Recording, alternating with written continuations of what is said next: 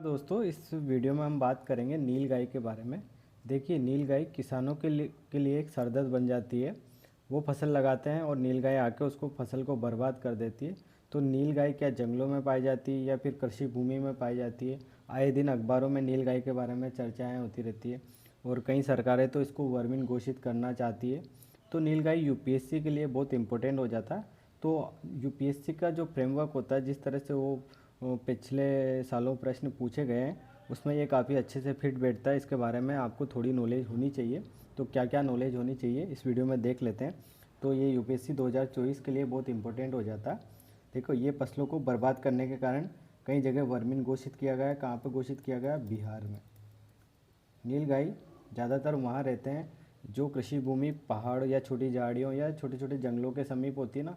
तो ये खेतों में घुस जाते हैं और फसलों को बर्बाद करते हैं और फिर वापस जंगलों में या झाड़ियों में चले जाते हैं। इस तरह से ये छोटे छोटे जंगलों में रहते हैं। ये काफ़ी अनुकूलित वातावरण में रह सकने लायक होते हैं। ये कम पानी में भी काफ़ी लंबे समय तक जीवित रह सकते हैं। जैसे ऊँट काफ़ी लंबे समय तक जीवित रहता है बिना पानी के, ऐसे ही इनमें भी ये खूबी पाई जाती है। तो आपको ये भी ध्यान रखना है।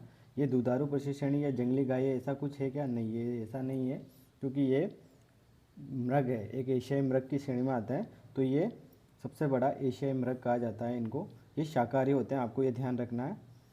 और IUCN की जो संरक्षण सूची है या संरक्षण स्टेटस है उसमें ये लिस्ट कंसर्न में आते हैं, यानी कम चिंतनीय हैं।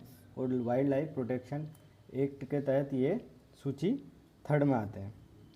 इनकी खूबी के बारे में आपको ध्यान रखना है कि ये ऊँट की तरह कई दिनों तक पानी पिए रह सकते हैं। एक यूपीएससी इस तरह के सेंटेंस डाल देती है, तो ये इम्पोर्टेंट है, ये लाइन आपको ध्यान रखनी है।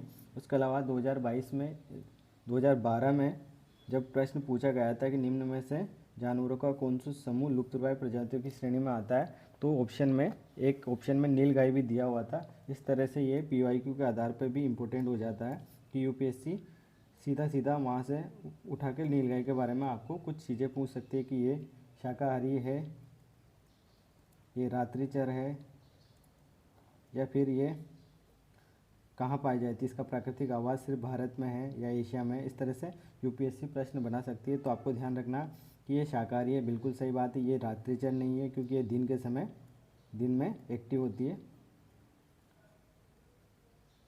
दिन में, लेकिन खेतों में रात में भी घुस कर ये क्या करती है? नुकसान पहुंचाती है। ये भी आपको ध्यान रखना। ये उत्तर भारत में ज़्यादा पाई जाती है और इनका जो प्राकृतिक आवास है वो भारत, एशिया तो है ही सही, साथ में ये उत्तरी अमेरिका या USA आदि देशों में भी पाई जाती है। इस तरह से आपको ये ध्यान रखना है। और इसके बारे में कुछ इम्पोर्टेंट है। ये धार्मिक महत्व भी है इनका। वैदिक काल में ये मातृ पशु का दर्जा प्राप्त था इसको।